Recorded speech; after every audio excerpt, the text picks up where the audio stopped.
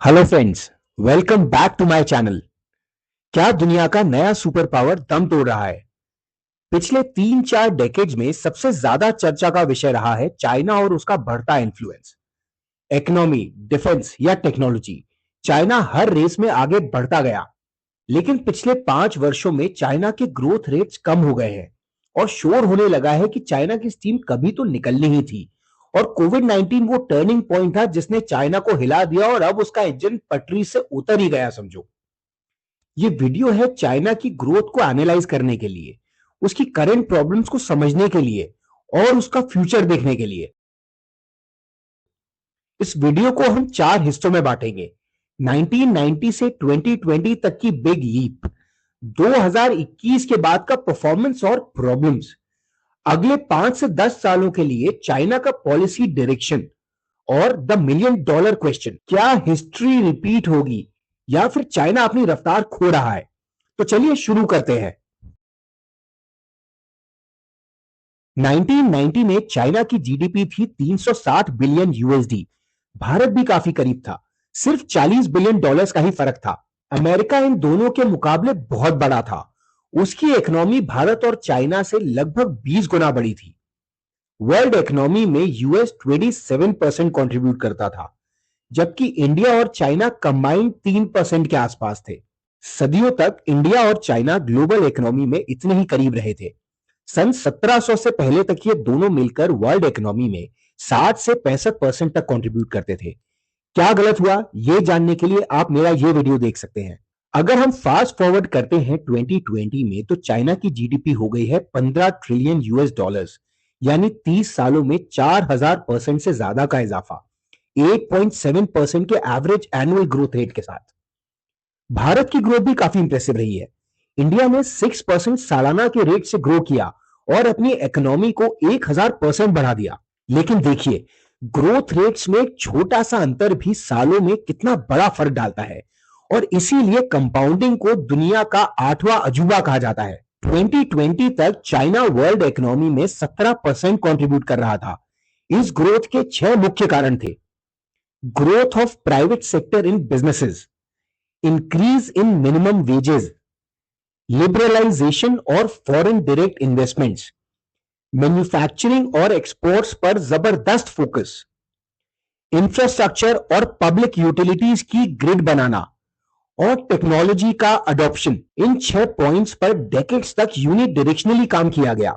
Germany, जो अपनी cutting edge technology के लिए जाना जाता रहा, मिड 2000s तक इंडस्ट्रियलाइज्ड वर्कफोर्स में लीड कर रहा था। लेकिन उसके बाद चाइना ने ऐसा पेस पकड़ा कि आज वह विनर है। और यह चेंज केवल जीडीपी में नहीं, बल्कि कई जगह दिखता है। मैं आपको कुछ ऐसे डेटा पॉइंट्स बताता हूं जिसे देखकर आप शॉक हो जाएंगे। चाइना में दुनिया का सबसे बड़ा एक्सप्रेसवे नेटवर्क है।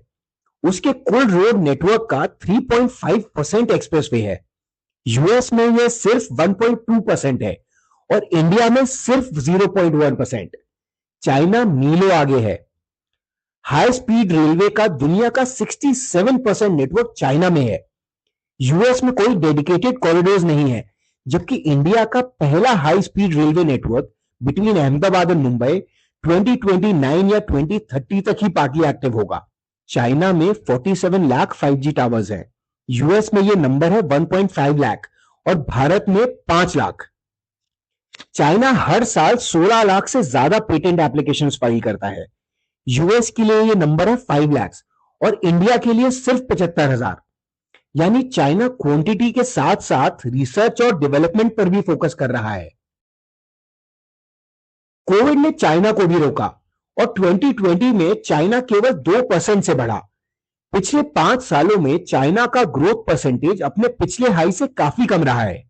चाइना के पोस्ट कोविड नंबर्स देखने से पहले मैं आपको जीडीपी का कॉम्पोजिशन समझाता हूं। जीडीपी के 4 मेन फैक्टर्स होते हैं: consumption by the citizens, investment in real estate plus investments by businesses, government expenditure like salaries और इंफ्रास्ट्रक्चर डेवलपमेंट, नेट एक्सपोर्ट्स यानी एक्सपोर्ट्स माइनस इंपोर्ट्स।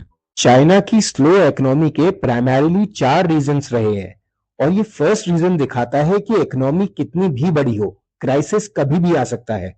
यह चौंकाने वाला है कि एक सेक्टर चाइना जैसी बड़ी इकोनॉमी को कैसे हिला सकता है। रियल एस्टेट और इंफ्रा चाइनीज इकोनॉमी में 6 ट्रिलियन यूएसडी देता है। यह अमेरिका को छोड़कर दुनिया के किसी भी देश की पूरी जीडीपी से ज्यादा है। बैंकों द्वारा क्रेडिट को सख्त करने के कारण चाइना के सबसे बड़े डेवलपर एवरग्रांडे पर 300 बिलियन का डेट हो गया। The property developer has been delisted today from the Hong Kong Stock Exchange 4 years after it became the symbol of China's real estate crisis. The company started out in 1996 and listed in 2009, rapidly ascended to become China's largest property developer by sales. But Evergrande's growth was also fueled by debt. और ultimately उसने bankruptcy file कर दी और अब एक और बड़ा realtor वैंग के भी डेट पेमेंट्स को डिफॉल्ट कर सकता है। इससे लोगों का सेंटिमेंट टूट गया। कंजम्पशन या एक्सपेंडिचर कम हो रहा है और सेविंग्स रेट बढ़ रहा है, जो जीडीपी के लिए खराब खबर है। एक्सपोर्ट्स अभी भी मजबूत हैं, लेकिन अमेरिका के साथ ट्रेड वॉर और ग्लोबल फाइनेंशियल अनसर्टेनिटीज डिसरप्टिव है।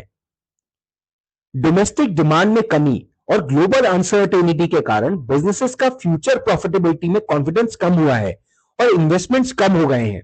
यह सीधे जीडीपी को इंपैक्ट कर रहा है।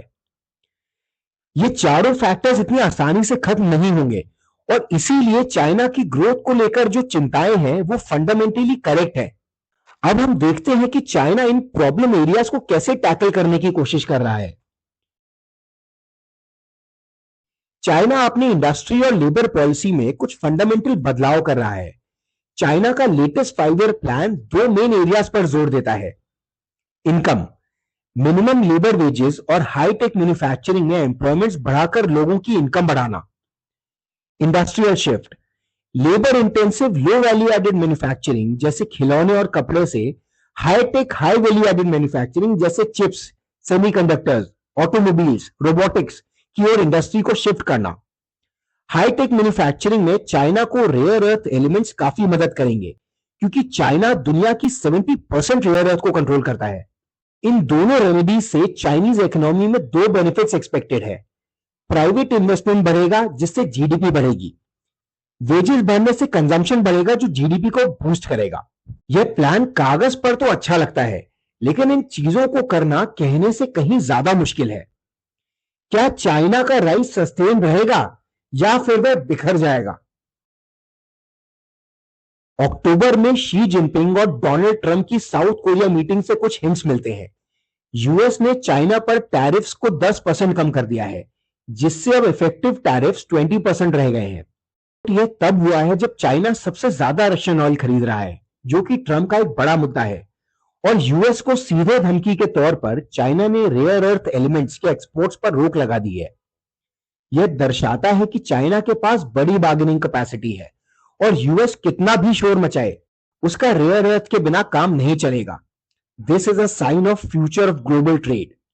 जैसा कि आप देख सकते हैं, सारे एनालिस्ट म्यूचुअल कंसेंसस से चाइना की ग्रोथ को 2025 और 2026 में 4% से ज्यादा एस्टिमेट कर रहे हैं।